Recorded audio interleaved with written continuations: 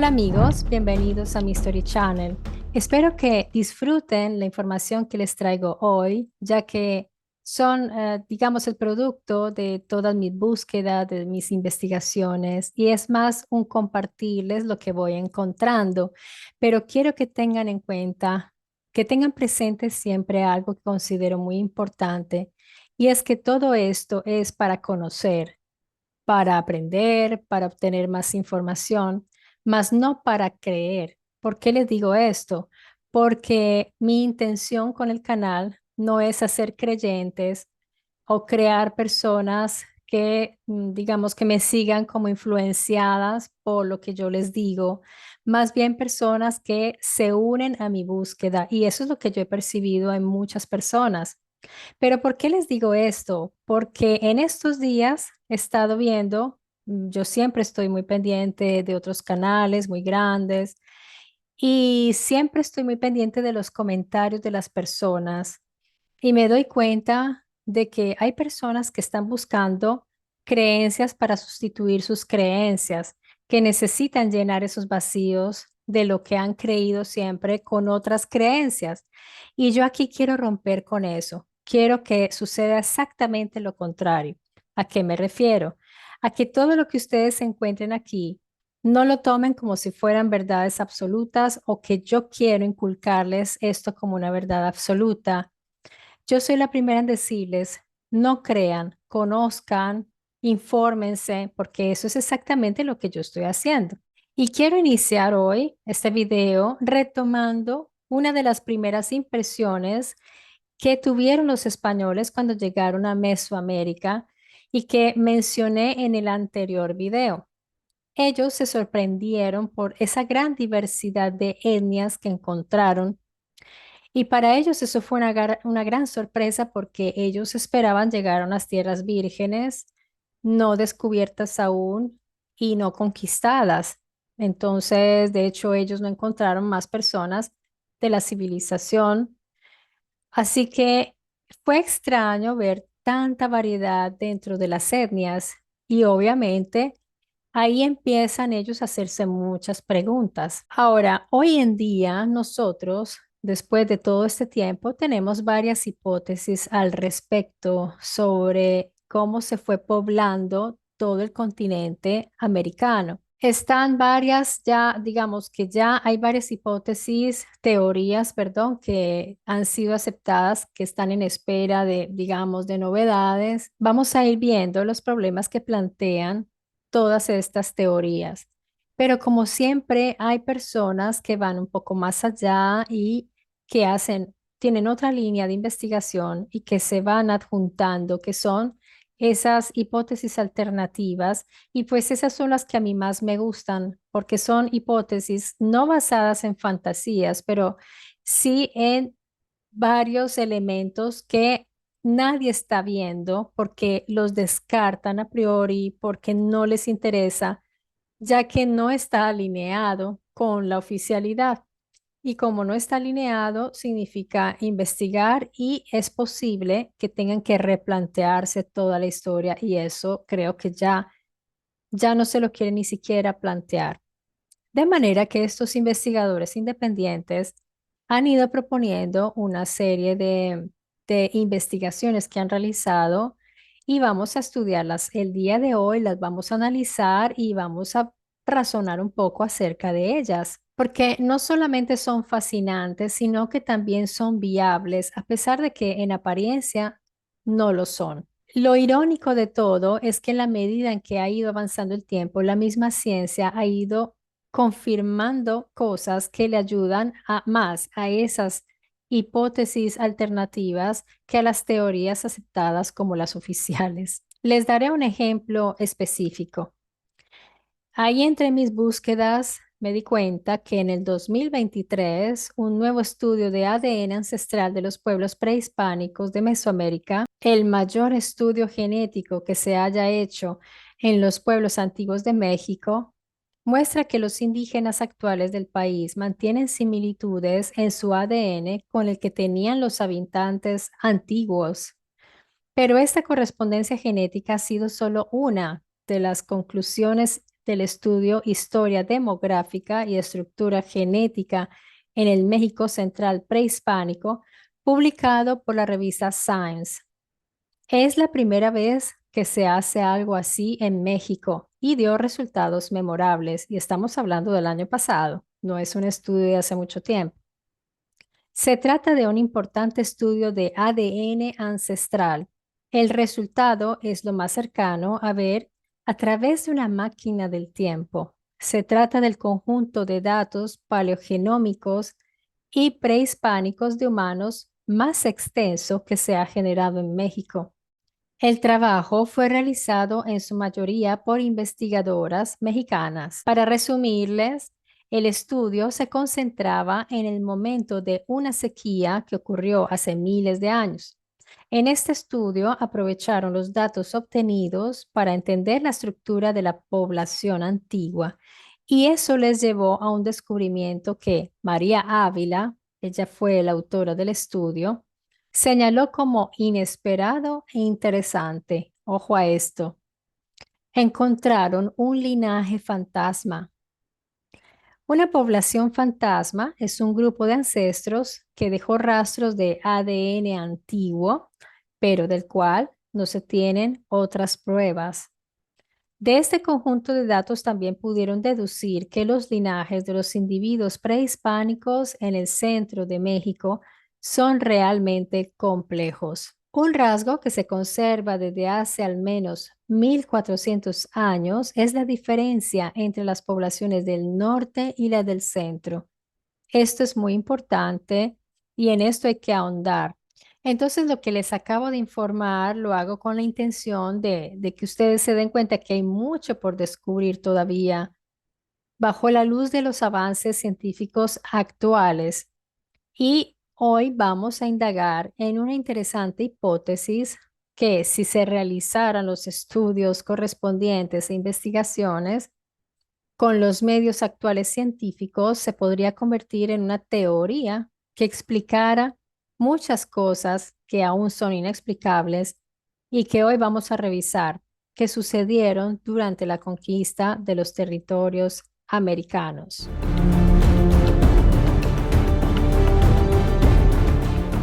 Las narraciones náhuatl, pueblos de las Américas, hablaban de conflictos y guerras entre los dioses. Por ejemplo, nos cuentan del episodio cuando Huitzilopochtli, perdón si lo pronuncio mal y les pido disculpas porque las pronunciaciones no son fáciles, venció a 400 divinidades menores, y cuando se enfrentaron Tezcatlipoca Yaotl y Quetzalcóatl, combatieron la supremacía sobre la tierra y sus recursos, tal como nos narran los cananeos y fenicios que hacían los dioses de esos lugares, los pueblos semitas, ¿se acuerdan? Cuando combatían Baal y sus hermanos, y cómo Baal venció también 400 hijos de Elohim, atrayéndolos con engaños a un banquete. Ya vamos viendo paralelismos interesantes. Ponga mucha atención a esto. Y la escena bélica se extiende hacia Egipto, donde nos narran que Set hizo pedazos a su hermano Osiris, dando así origen a una larga y cruenta guerra entre Set y Horus, que era el hijo vengador de Osiris. Para poder entender si las analogías entre las narraciones náhuatl y las del Medio Oriente son solo casualidades, debemos examinar algunos aspectos de estas y su contexto histórico.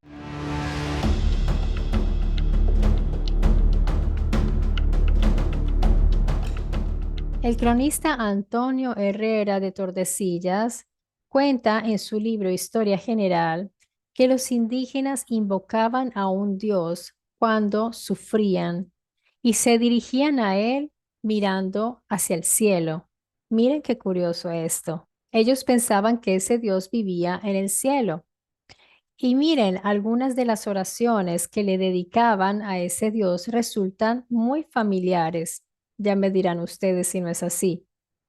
He aquí unos cuantos versos de una oración azteca conservada en español a partir de la lengua original náhuatl.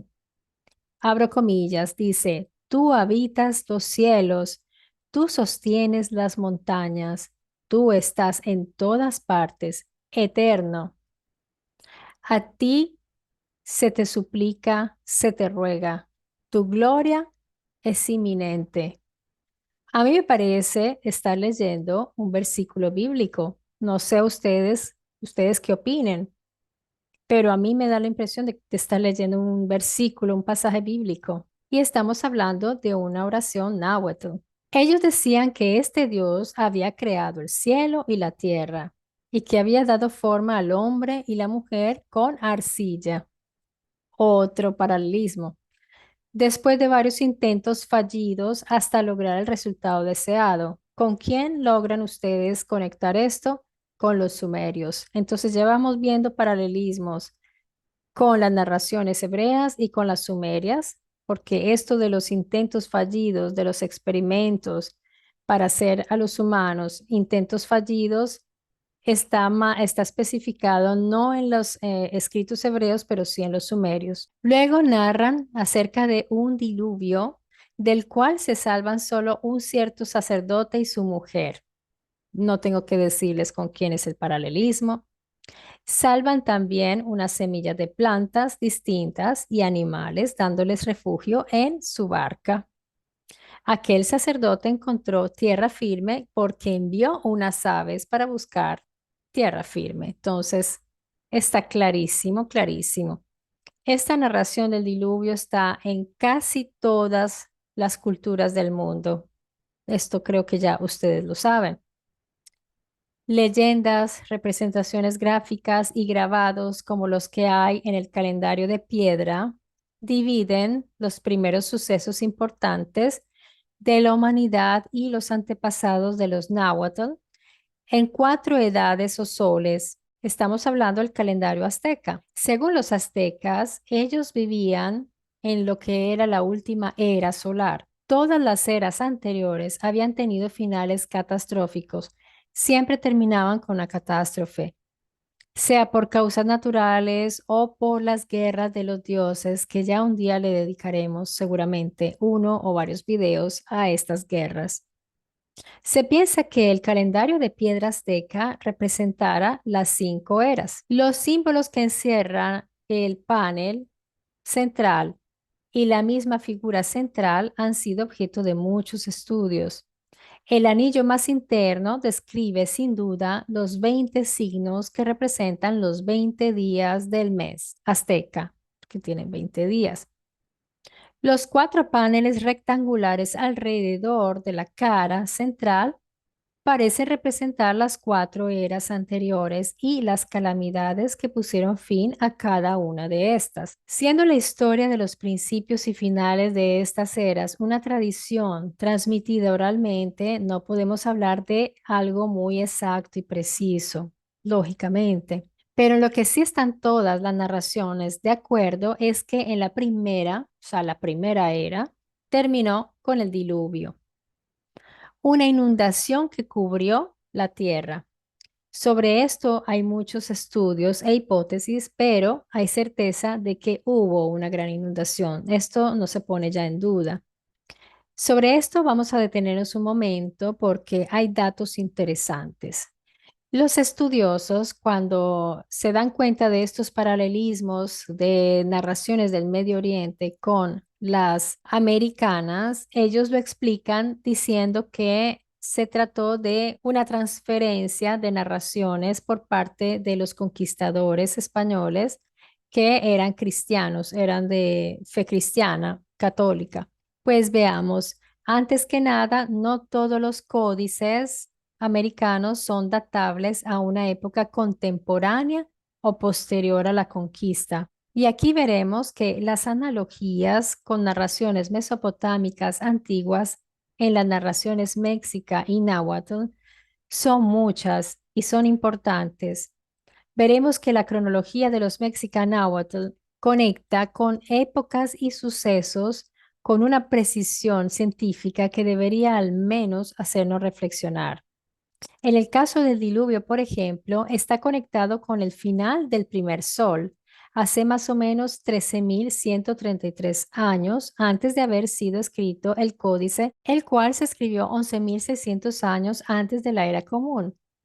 En los estudios realizados por Sitchin y que publicó en el libro El planeta de los dioses, concluyó que una gran inundación cubrió gran parte de la Tierra 11.000 años antes de la era común. Entonces ya vemos que se acerca mucho. Hay una diferencia solo de 600 años con la narración, con la datación de los aztecas. Estas fechas a su vez coinciden con las investigaciones oficiales, o sea, de la historia oficial, las cuales consulté yo y que hipotizan que al final de la última era glacial, alrededor del 10.000 antes de la era común, el derretimiento de los glaciares que provocó un aumento del nivel del mar de manera significativa. Esto pudo haber causado inundaciones catastróficas en las áreas costeras, lo que podría haber influido en las historias de grandes diluvios en diferentes culturas, y quiero incluir la historia de la Atlántida, porque como les pude exponer aquí recientemente en el canal, fue más o menos hace 10.000 años, fue 10.000 años antes de la era común que sucedió el hundimiento de la Atlántida. Miren que está coincidiendo todo. Hay diferencias pequeñas, pero me parece que están coincidiendo las fechas con esto de esa gran inundación, porque cuando nosotros hablamos de diluvio nos imaginamos lluvias, pero no necesariamente fueron lluvias. Ahora quiero dirigirles una pregunta a ustedes para que me la respondan. ¿Ya estaban enterados de que también los mexicas hablaban de un diluvio? Me imagino que nuestros queridos amigos mexicanos, sí, pero personas de otras naciones no sé si ya sabían de esta narración. Y ahora prepárense porque viene un paralelismo todavía más impresionante. En esos textos se afirma, o sea, estamos hablando de los textos náhuatl, se afirma que la cuarta era se trataba de la era del pueblo de las cabezas negras. Yo quisiera ver sus expresiones, porque si ustedes saben quiénes eran los cabezas negras, pues esto creo que les moverá el tapete, porque dirán, ¿cómo así que los náhuatl están hablando de las cabezas negras? Que, como ya muchos de ustedes sabrán, se trata de los sumerios. Sí, queridos amigos, aquí hablan de la era del pueblo de las cabezas negras. Esto es impactante realmente. Ojo, porque la era de las cabezas negras había estado precedida por la era de los gigantes de cabezas blancas. Qué interesante, ¿verdad? Y la era del pueblo de cabellos rojos. Y esto lo retomaremos después porque aquí se está abriendo otro camino de investigación. Estos son como pequeñas ventanitas que nos van llevando a otras investigaciones necesarias, que se nos van conectando muchas cosas que pues yo ya tengo en mente y muchos de ustedes seguramente. El pueblo de los cabellos rojos era una de las eras de los náhuatl. Ahora bien, la aparición del pueblo de las cabezas negras, es decir, los sumerios, fue más o menos en el 3800 antes de Cristo, y los aztecas colocan la cuarta era en el 3500 antes de la era común o de Cristo. Esto quiere decir que los tiempos concuerdan bastante bien y la correspondencia con la era de las cabezas negras es realmente sorprendente, ¿no creen? Así que la versión de que los aztecas conocieron la historia de las narraciones sumerias por medio de los españoles no concuerda para nada, ya que los sumerios fueron descubiertos en Occidente 4 siglos después de la conquista. Entonces, podrían decir que los españoles influenciaron en los indígenas respecto a lo del diluvio, porque eran narraciones bíblicas que les transmitieron de pronto los frailes que estaban allí con ellos. Eso podría pensarse, ¿no? Pero ya vamos a ir viendo que no es así por detalles muy importantes en esas narraciones náhuatl que indican que no era influencia de las narraciones hebreas, más bien de las narraciones madre u originales, o sea, sumerias. Ya vamos a ver por qué, porque no me quiero adelantar. La conexión entre América y Medio Oriente va más allá y hay una hipótesis que la explicaría. Desde el tiempo de la conquista había una sospecha que fue acrecentándose con el tiempo y que luego se volvió como una idea fija también en los españoles. Empezó a entrar en el pensamiento europeo, hasta que en la modernidad después fue sepultada y olvidada. El fraile dominicano Diego Durán, que llegó a la Nueva España cuando apenas era un niño en el 1542, y al parecer su padre era de origen judío francés, al ver las similitudes entre las narraciones aztecas y las semitas, empezó a pensar que los nativos del Nuevo Mundo pertenecían en realidad al pueblo hebreo. Yo sé que esto suena a hipótesis muy loca, muy rara, sin sentido, porque si ustedes van a ver dónde está ubicada la Mesoamérica, la parte donde se encontraban las tribus náhuatl, donde estaban los mexicas, y después van a ver dónde está Mesopotamia, dirán, no, pero por favor, ¿qué estás diciendo? ¿Cómo es posible? Eso no es posible porque se supone que en ese tiempo todavía no había habido contacto entre estos pueblos y cómo hubieran viajado. Bueno, poco a poco iremos disipando dudas y les repito, no es para convencer a nadie, es para contarles lo que hay, lo que se ha dicho, lo que se ha olvidado, lo que se ha omitido, porque si nosotros nos quedamos con la versión oficial y no más, estamos cometiendo un grave error porque hay que comparar versiones y por más locas que nos parezcan algunas, pues vamos a verificar qué tan viables son. Y siempre quedan cosas muy interesantes con este tipo de hipótesis porque siempre van encontrando después cosas y luego se van verificando más datos que de pronto van dándole la razón a las hipótesis más locas o las más raras. Para este fraile dominicano, Diego Durán, las tribus que el rey asirio Shalmaneser había capturado y llevado a Siria, este suceso, recordemos que se ubica alrededor del año 722 antes de la era común, pues para él se trataba de estas tribus, las famosas 10 tribus perdidas de Israel, que se habían ido de ese lugar de donde estaban cautivas, habían escapado, habían continuado su camino, tuvieron que viajar hasta América. Pero ya veremos, no quiero adelantarme. Durán narra que en sus conversaciones con indígenas ancianos siempre emergía la historia de viejas tradiciones tribales en las cuales se narraba que hubo una vez hombres de estatura innatural que aparecieron y se tomaron la región y que esos gigantes, al no poder alcanzar el sol, construyeron una torre desde donde pretendían alcanzar el cielo. Ustedes notarán que es evidente el paralelismo con como si se mezclaran varias historias, historias del Medio Oriente, indudablemente. Hago un pequeño resumen de las teorías hasta ahora más aceptadas por la ciencia acerca de la inmigración que pobló el continente americano. Entonces, tenemos por un lado la teoría del estrecho de Bering, que propone que los primeros pobladores de América llegaron desde Asia cruzando ese estrecho de Bering que estaba unido con América mediante un puente de hielo prácticamente, por donde pasaban grupos nómadas de cazadores, recolectores y migraron hacia el continente americano. La teoría del poblamiento costero es otra. Son estas dos las más importantes.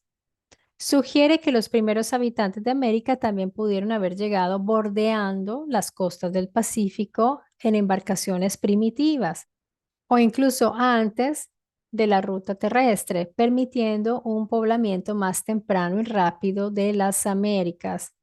A ver, estas teorías tienen cada uno un problema porque, por ejemplo, el estrecho de Bering durante la última glaciación, esto plantea dudas sobre cómo y cuándo los migrantes pudieron atravesar el estrecho y avanzar al sur si el corredor de hielo no se abrió hasta mucho después de la supuesta migración.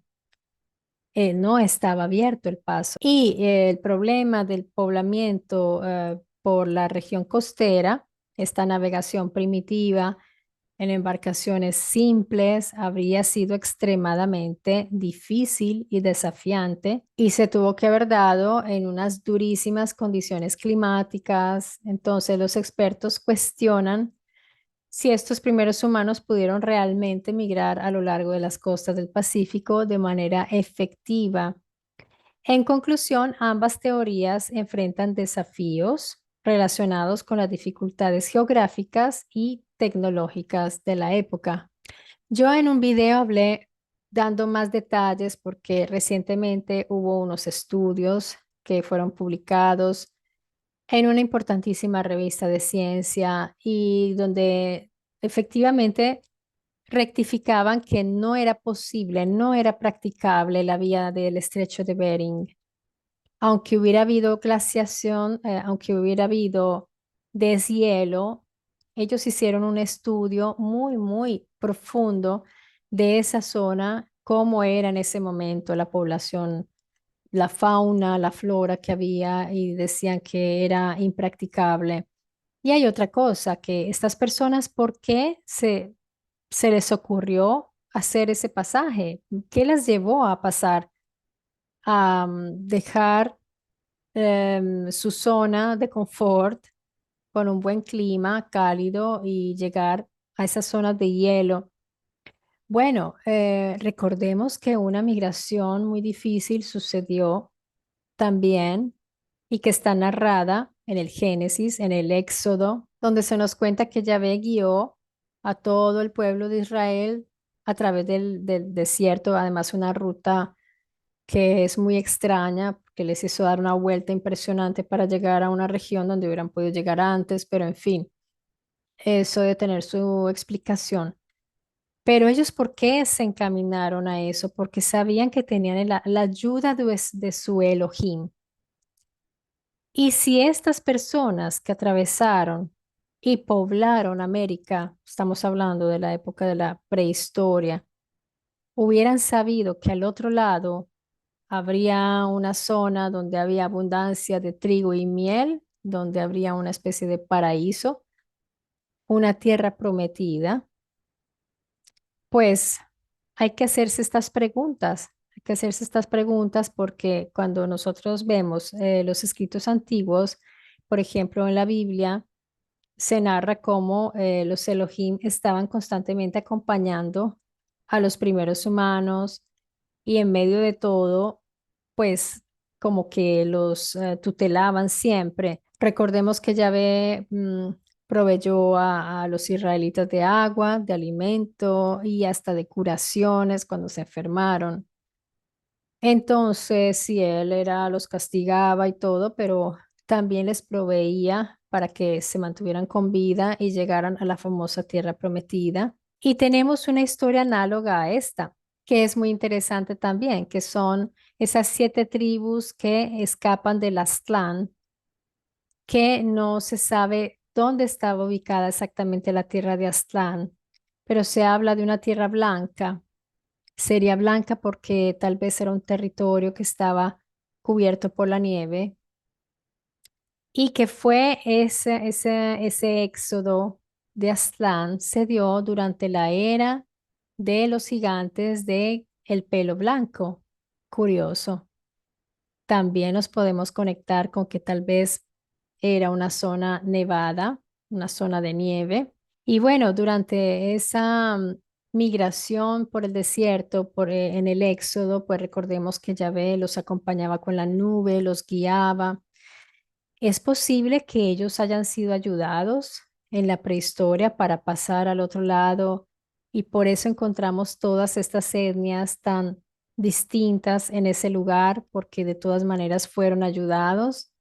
Es una posibilidad, pero no para la oficialidad. La oficialidad esto jamás lo va a aceptar, pero es interesante ver esa conexión con las tribus perdidas de Israel. No sé, es algo que pues no está confirmado, pero que por mucho tiempo en la antigüedad se pensó y que después fue descartado como una pseudo teoría.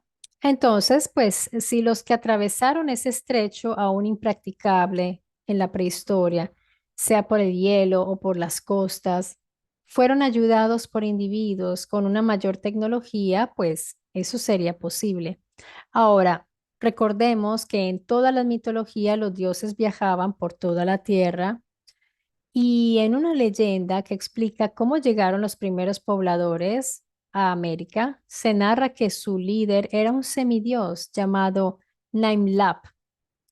Naimlap guió a este pueblo y ellos llegaron por mar en unas embarcaciones que eran hechas de caña, como las que usó esta embarcación que usó este heroico explorador llamado Thor Heyerdahl.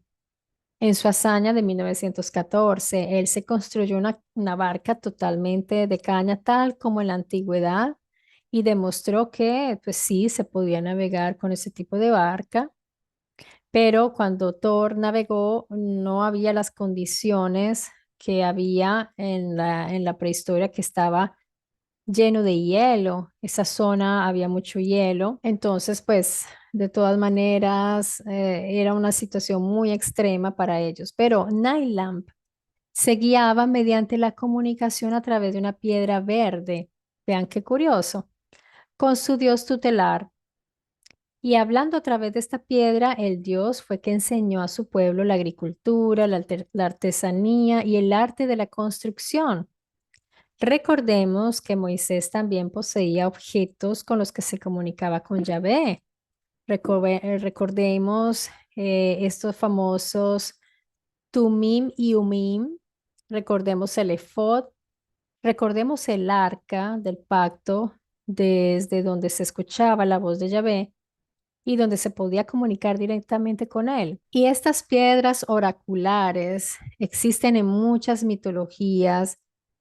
Es bien interesante notar que habían dispositivos, habían objetos, habían cosas con las cuales se comunicaban los hombres con sus dioses. Y fue al inicio del cuarto milenio antes de Cristo que los sumerios comenzaron a navegar y fueron ellos precisamente que narraron acerca de la llegada de los Anunnaki, narraron la fundación de la civilización en la Tierra. Ellos narraron acerca de cómo hicieron al hombre, como Enki o Ea, que es el mismo, cuyos epítetos significan Señor, el cual la casa es el agua, y Señor de la tierra.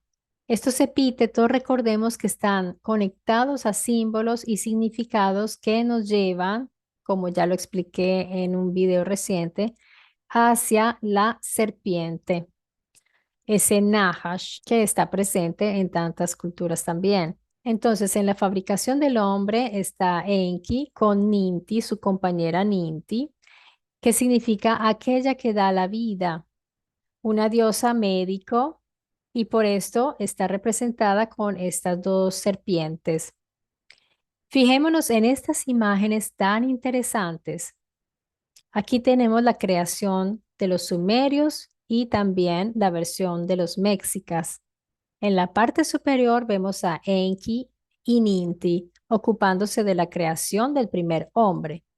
Vemos las probetas como probetas de un laboratorio. En la parte inferior vemos una imagen análoga a la de los sumerios, pero esta es de los mexicas creando. En el caso de la narración náhuatl, son dos dioses, Quetzalcóatl, dios de gran conocimiento y de ciencia, la serpiente emplumada, y Cihuacóatl, que sería la mujer serpiente, quien era una diosa con poderes mágicos, o sea, científica, y que creó al Macehuales humano con una mezcla de arcilla y material genético que estaba en la sangre de Quetzalcóatl.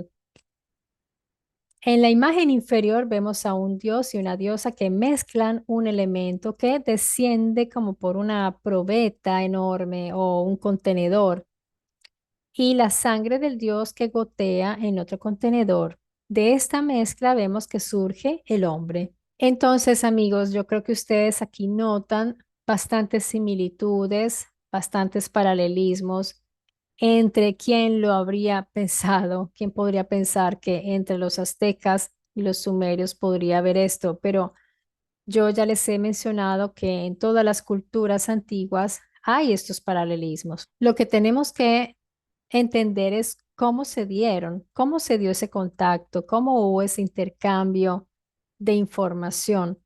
Porque una vez me topé con un canal de historia donde la persona que exponía estos paralelismos de, por ejemplo, del diluvio en todo el mundo, decía que en la humanidad hay un pensamiento colectivo y que prácticamente todos tuvieron la misma idea, pero yo diría que eso es bastante, no sé cómo llamarlo, imposible. O sea, no creo que sea posible. Yo sí creo que tenemos de pronto arquetipos o podemos tener ideas muy similares, sí, pero de ahí a crear todos una misma historia fundacional con tanta exactitud y que además combachen las fechas históricas, me parece que es un poquito quitarle seriedad a este asunto. Y hoy en día, por ejemplo, hay algo muy interesante porque se encontró esta famosa fuente magna que sigue siendo un objeto de debate y de curiosidad. El encuentro de la fuente magna ha sido muy discutido, siempre salen personas pues a desmentirla, a decir que no, porque es que dónde está el hallazgo, no, no hay documentación de ese hallazgo, no fue seguido bien de cerca. Y lo que más me molesta es que cuando surge un objeto que, digamos, rompe con toda la historia, con el hilo cronológico, con ese hilo que va en progreso, así la historia que nos han contado, ya a priori lo rechazan y no lo revisan, no lo estudian y lo meten en el cajón del olvido. De hecho, la fuente magna tienes que más o menos estar enterado para irla a buscar, porque no es que la promuevan, la dejan allí y pues mucha gente va asumiendo que eso es un fake y que eso no vale la pena ni siquiera mirar, porque sí da fastidio ir detrás de noticias fake. A mí tampoco me gusta. Y si le dan ese carácter, muchas personas ni siquiera se molestan en mirar. Pero si ustedes ven los estudios que han realizado en Bolivia, donde fue encontrada ahí en las cercanías del lago Titicaca, personas serias que han hecho estudios, o sea, no se puede desvalorar de esa manera el trabajo de estas personas, son arqueólogos serios que han estudiado el objeto en sí y las personas que han estudiado los textos se han dado cuenta, por ejemplo, que se trata de un objeto de indudable tradición mesopotámica, o sea, es un objeto de tradición mesopotámica. Contiene dos textos, uno es cuneiforme y el otro tiene signos semíticos de posible raíz sinaítica con influencia cuneiforme. Por los signos utilizados estaría ante un objeto que muestra de manera evidente el momento de paso de escritura ideográfica a la cuneiforme. Cronológicamente, esto nos conduciría al 3500 o 3000 antes de la era común. Estamos hablando de la época sumero-acádica. Entonces, amigos, la conclusión a la que yo llego, porque apenas estamos comenzando estos estudios, pero digamos, desde aquí ya se puede notar el poco interés que hay en la ciencia de profundizar con estudios científicos, porque un arqueólogo revisa el objeto y da su opinión y se queda hasta ahí. Pero, por ejemplo, ¿por qué no hacer un estudio más extenso del ADN de las poblaciones de todo el continente americano? Me parece que es bien importante un estudio mirado hacia la ancestralidad para ir encontrando todos estos rastros. Miren qué interesante lo que vieron allí con ese estudio en el territorio de México, que encontraron un ADN fantasma ancestral, o sea, no se sabe qué familia étnica, qué población, de qué población se trataba. Entonces sería bueno que continuaran esos estudios. Siempre está el problema de los medios económicos también, de la baja inversión que hacen los países americanos en lo que es la arqueología. Quería compartir con ustedes pues esto que me llegó hoy por Amazon, que es hermoso. Estoy empezando a recoger varios códices para empezar a ver todas las anécdotas sobre el descubrimiento. Miren qué belleza, está ilustrado. Obviamente es una reproducción, no es algo original, pero me gusta mucho el papel, está hecho en buen papel. Em, Se ve que es ya viejito, será de los años 70 este libro. También obtuve este, que es muy importante, este códice, el florentino.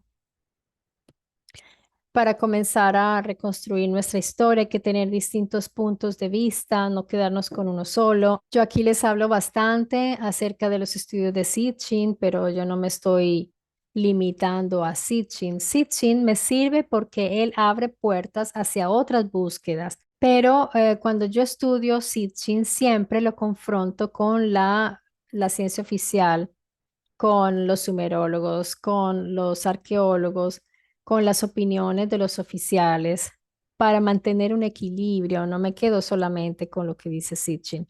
Obviamente voy a mirar y voy a corroborar hasta donde se pueda, porque hay que confirmar todas las cosas.